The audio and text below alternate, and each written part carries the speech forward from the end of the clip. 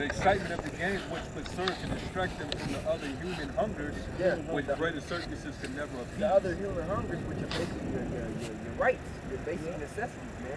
You know, to be able to have your liberties, to have your so-called freedoms, you know, to be able to, you know, grow your own foods and things of that sort, man. Your natural, your God-given, what they call it, your God-given rights, so to speak, man. The things that really satisfy you. They giving them up for what? The bread and circuses and being caught in that mental mind state of being distracted. Mm-hmm. Somebody could quote that one. I don't know. I think I know it. Was it Ben Franklin? They that give up their safety give up their freedom for safety deserve neither. And then Joe Biden turned around and said the opposite of it. This is not about your freedom, it's about your safety. You know, he said the opposite thing. And people wrong with the Joe Biden version, when the other version was the one that this so-called country was founded upon. This place was locked down for like a year. Yeah. You got, Babylonians, they always like to party. So you got to count that year of not partying. It's like full force, like an extra, extra power added on to it. Party. And they gave them a bunch of free money. Right. Had all that money and nowhere to go. You know? That's a part that, the rights taken away from them. That's what he said, Benjamin Franklin. They who can give up essential liberty to obtain a little temporary safety deserve neither liberty nor safety. Yep. Yeah. You get a Joe Biden version? You're the one that had both of them. Nah, you saw he gonna lock this place down again. Good. You got the what? You got the new variant out, the R1. So hey, you got juiced up. Hey, you still can get sick from that. Yeah. He said, Joe Biden said, this is not about freedom or personal choice. It's about protecting yourself and those around you. Yeah. It's the opposite, right? Pretty much. Give up, if you want protection, give up your freedom. Yeah. Simple as shit. In other words, if you want your freedom, then give up your protection. Good. You know?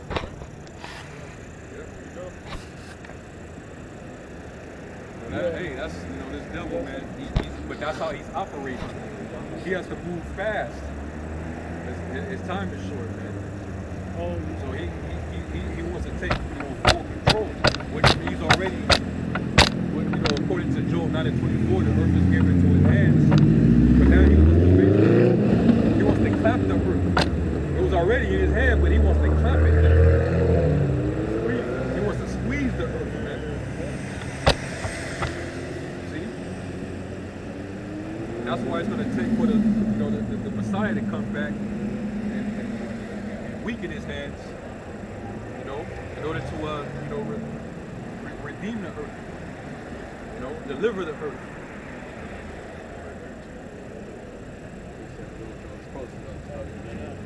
Hebrews 11, and verse 24. By faith, Moses, when he was come to years, refused to be called the son of Pharaoh's daughter, choosing rather to suffer affliction with the people of the Most High than to enjoy the pleasures of sin for a season, esteeming the reproach of Hamashiach greater riches than the treasures in Egypt, for he had respect unto the recompense of the reward.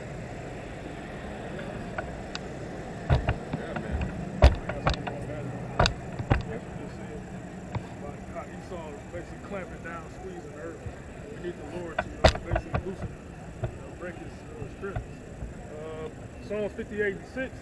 Break their teeth, O Yahweh, in their mouth. Break out the great teeth of the young lion, O Yahweh. Because the teeth represent their power. Yeah. Break their strength, man. It's like, man, they got too much power at times, man. Didn't the Roman Empire have this? It didn't describe them as iron teeth or. Well, Daniel described them as partly iron and partly clay. Yeah. They rule with literally with an iron fist. Yeah, con. You know?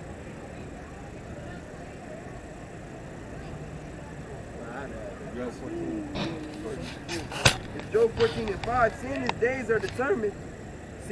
are determined, the number of his months are with thee. Thou hast appointed his bounds that he cannot pass. So your time on the ruler seat is numbered, man. And we know that the Most High's time is different from our time. That's why the Lord said He cometh like a thief in the night, man. And you know how he gonna slide in on Esau, because Esau, at least for half that year, that the Most High has had us pursuant to 2 Thessalonians, we were it said that there will be a turning away first. Yeah. Oh, he said that. A falling away. So when we were falling away, the Most High kind of had his back casted to us. So Esau, during that time, he'd been in power. So he'd been in power for so long, he forgot. He forgot. And now we're at that time where the Lord is going to come like a thief in the night, man. Because the time of the end was going to come through the rulership of the Edomites. You will be in power when the Lord returns, when He comes back. You're going to be the ruling class people. Okay? And that's why a lot of these Edomites like to claim, because they're fearful of that being true, which it is true. Right. You're still here. The Edomites ain't been done away with. You're still here right now, and in power. You're on top. Part of the witchcraft that like they ain't around, so you ain't got to worry about it. So we're watching the description of them and the things they do by the so-called white man, the elites. Yep. Yeah, it is, man.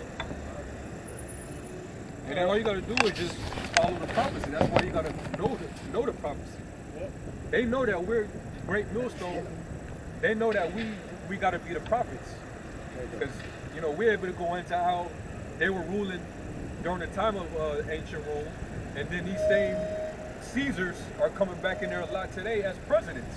Yep. They're like, damn, how the hell they, like Trump could very well be a hero, and this fool Biden could be a Epiphanies, man. Yep. This dude Colin Powell that just dropped dead, he could have been Tiberius Julius Alexander. Yep. If anybody know about his history, it parallels with Colin Powell, because Tiberius Julius Alexander, he was a Jake, but he had a high-ranking position in the Roman army. He was a 4-star general. Was that the one that helped besiege 70 AD? Titus, yeah. Sieged Jerusalem. Yeah. He didn't care that his own people was dying off. He led the charge in killing his own people. And Caesar was his king. Yep. Caesar was his king, man. Vespasian, that was massive. So just like Colin Powell, he didn't care about his own people, man. He just cared about his position as a Secretary of State and having a high-ranking position in this man's military, man. He was a general. So hey, all things regenerate, man. And us knowing these things, the elites are like, man, they gotta be the men. To know those things on that level, yeah.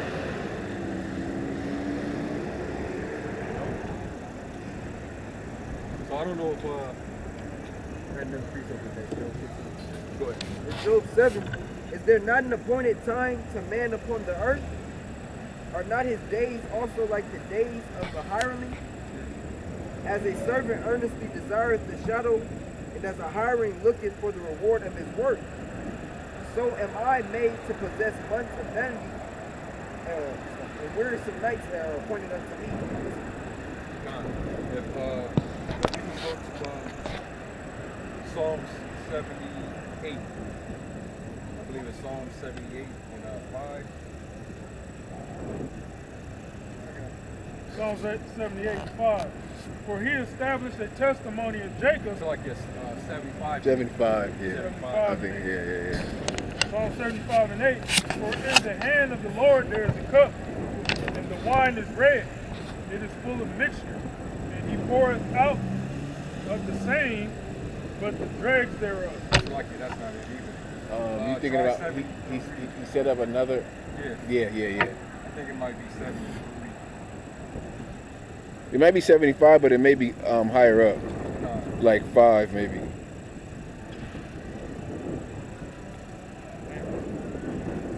Actually it's 7. 75 and 7. 75 and 7. No, I started 6. Yeah. 75 and 6. For promotion cometh neither from the east, nor from the west, nor from the south, but Yahweh is the judge. He putteth down one and setteth up another. For in the hand of the Lord there is a cup. Read that last point again. Verse 7. But Yahweh is the judge. He putteth down and setteth up another. He put him down and set up another. Just like going back to when we read when Daniel had to break down to Belshazzar that hey, your kingdom is basically finished, and now it's going to be divided into 2 other kingdoms. You know, showing you that the Lord is in control of dominion. He's in control of who rules. Okay. And so we know when you go into interpretation of Daniel's prophecy in Daniel the 7th chapter, this last beast, the 4th beast, this is the final one. So there's no other nation that's going to rule after this. They already had their dominion. That came and went. So there's only one kingdom left after this. And that's why it says in 2nd Ezra 6 that Esau is the end of the world and Jacob is the beginning of it that follows. Esau don't want to let it, he doesn't want that to go on. He's going to try to fight against that. He's going to try to, hang on to his kingdom. You know where he's going. He's going into slavery. Yep. He knows it's over for him. That's why we was going into that last night. The Most High is finishing this man's kingdom off. He's finishing his world off, man.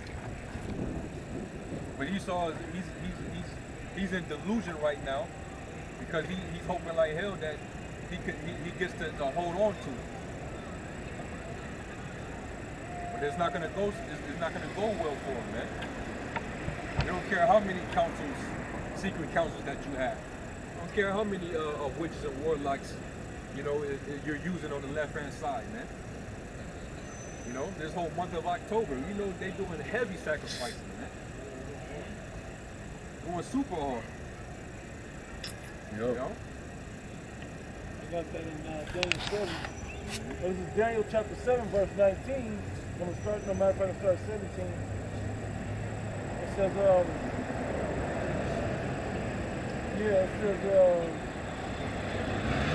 these great beasts are four kings, which shall arise out of the earth. Skipping to verse 19, it says, then I would know the truth of the 4th beast, we talked about, right? Which was diverse from all the others, exceeding dreadful, whose teeth were of iron. Right? Power was in iron.